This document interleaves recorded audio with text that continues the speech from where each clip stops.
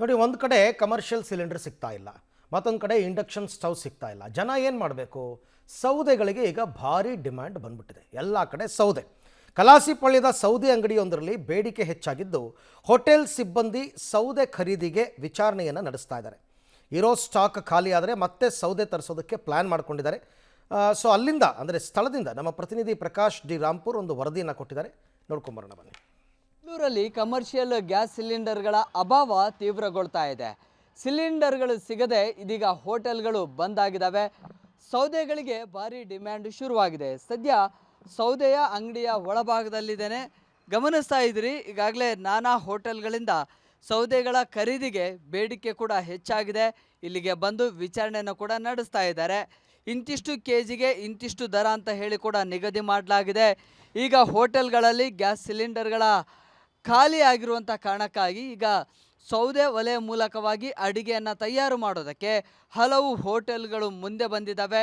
ಹೀಗಾಗಿ ಸೌದೆ ಒಲೆಯ ಊಟವನ್ನು ರೆಡಿ ಮಾಡೋದಕ್ಕೆ, ಅದರಲ್ಲಿ ಕೂಡ ಸೌದೆಯನ್ನು ಖರೀದಿ ಮಾಡೋದಕ್ಕೆ ಈ ರೀತಿಯ ಸೌದೆ ಅಂಗಡಿಗಳಿಗೆ ಬಂದು ಪರ್ಚೇಸನ್ನು ಮಾಡ್ತಾ ಇದ್ದಾರೆ. ಮತ್ತು ಇವುಗಳ ಖರೀದಿಗೆ ಒಂದಿಷ್ಟು ಏನು ರಿಸರ್ವ್ ಮಾಡಲಿಕ್ಕೆ, ಅಂದರೆ ಅದನ್ನು ಪರ್ಚೇಸ್ ಮಾಡಲಿಕ್ಕೆ ಎಷ್ಟಾಗುತ್ತೆ ಏನು ಅನ್ನುವಂಥ ಎಂಕ್ವೈರೀಸ್ಗಳು ಕೂಡ ಬರ್ತಾ ಇದೆ.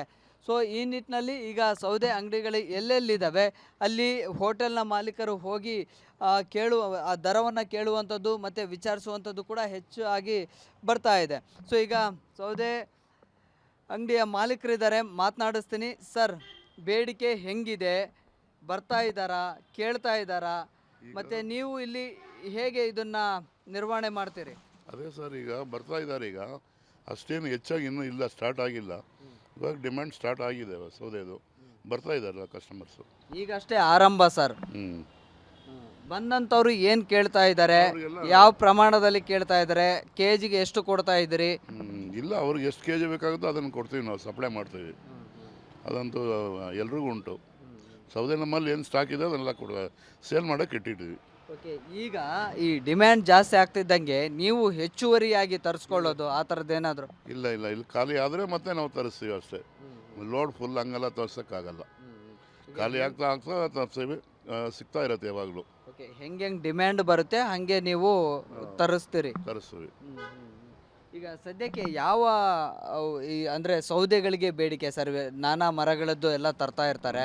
ಸೊ ಅಡಿಗೆ ಮಾಡಲಿಕ್ಕೆ ಟೇಸ್ಟಿಗೆ ನಮ್ಮಲ್ಲಿ ಹುಣಸೆ ಬಿಟ್ಟರೆ ಬೇರೆ ಯಾವುದೂ ಇಲ್ಲ ಸರ್.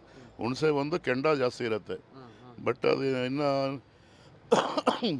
ಭಾಳ ಹೊತ್ತು ಇದು ಸೌದೆ ಅಡುಗೆ ಮಾಡಿದ್ರೆ ಕೆಂಡ ಹಂಗೆ ಇರುತ್ತೆ. ಬಿಸಿಗೆವರೆಗೂ ಹೋಟ್ಲವ್ರಿಗೆ ಸ್ವಲ್ಪ ಕ್ವಾಂಟಿಟಿ ಸಿಗುತ್ತೆ ಅವರಿಗೆ. ಓಕೆ, ಈ ದರದಲ್ಲಿ ಸರ್ ಸಾಮಾನ್ಯವಾಗಿ ನೀವು ಹೋಟ್ಲುಗಳಿಗೆ ಕೊಡ್ತಾ ಇರ್ತೀರಿ, ಈಗ ಇರುವಂಥ ದರ ಹೆಂಗೆ? ಹುಣಸೆ ಒಂದೇನೆ ಬೇರೆ ಯಾವುದೂ ಸೆಟ್ ಆಗಲ್ಲ. ಸರ್ವೇ ಸೌದೆ ಭಾಳ ಕಾಸ್ಟ್ಲಿ ಅದು. ಅದೇನಾದರೂ ಮದುವೆ ಫಂಕ್ಷನ್ಗೆ ಇಲ್ಲ ಈ ಬಿರಿಯಾನಿ ಐಟಮ್ ಮಾಡೋದಕ್ಕೆ ಅಂಥ ಐಟಮ್ಗೆ ಅದು ಕಾಸ್ಟ್ಲಿ.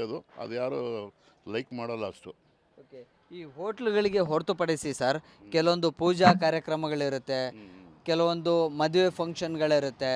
ಸೊ ಹೊರಗಡೆ ಯಾವುದೋ ಒಂದು ಊಟದ ವ್ಯವಸ್ಥೆಯನ್ನು ಮಾಡಲಿಕ್ಕಿರುತ್ತೆ. ಸೊ ಆ ಥರದ್ದೆಲ್ಲ ಏನಾದರೂ ಬರ್ತಾ ಇದೆಯಾ ವಿಚಾರಣೆಗೆ? ಬರ್ತಾರೆ, ತೊಗೊಂಡೋಗ್ತಾರೆ ಸರ್ ನಮ್ಮ ಹತ್ರ ಅವಾಗ. ಅದೇ ನಾನು ಹೇಳ್ತೀನಲ್ಲ ಸರ್, ಇದು 50 ವರ್ಷದ ಮೇಲೆ ಅಂಗಡಿ. ಇದು ನಾವು ನಾವೇ ಮಾಡಿ, ನಮ್ಮ ತಂದೆ ಕಾಲದಿಂದ ಇದೆ ಇದು. ನಿಮಗೆ ಎಷ್ಟು ದಿನಗಳಿಂದ ಈ ಬೇಡಿಕೆ ಜಾಸ್ತಿ ಆಗ್ತಿದೆ ಸರ್ ಕಟ್ಟಿಗೆ ಬೇಕು? ಈಗ ಕಟ್ಟಿಗೆ ನಿನ್ನೆಯಿಂದ ಶುರುವಾಗಿದೆ ಅಷ್ಟೇ. ಓಕೆ, ನಿನ್ನೆಯಿಂದ ಈಗ ಸೌದೆಯನ್ನು ಖರೀದಿ ಮಾಡಲಿಕ್ಕೆ ಜನ ಬರ್ತಾ ಇದ್ದಾರೆ ಮತ್ತು ಕೇಳ್ತಾ ಇದ್ದಾರೆ. ಸೊ ಈ ನಿಟ್ಟಿನಲ್ಲಿ ಈಗಿರುವಂಥ ಸ್ಟಾಕ್ ಏನಿದೆ ಸೌದೆ, ಸೊ ಇದು ಖಾಲಿ ಆದರೆ ಮತ್ತಷ್ಟು ಸೌದೆಗಳನ್ನು ಬೇರೆ ಬೇರೆ ಭಾಗಗಳಿಂದ ತರಿಸೋದಕ್ಕೂ ಕೂಡ ಮಾಲೀಕರು ಮುಂದಾಗಿದ್ದಾರೆ. ಸೊ ಈ ನಿಟ್ಟಿನಲ್ಲಿ ಈಗಷ್ಟೇ ಆರಂಭ ಆಗ್ತಾ ಇದೆ, ಸೌದೆಗಳಿಗೆ ಬೇಡಿಕೆ ಈಗಷ್ಟೇ ಆರಂಭ ಆಗ್ತಾ ಇದೆ.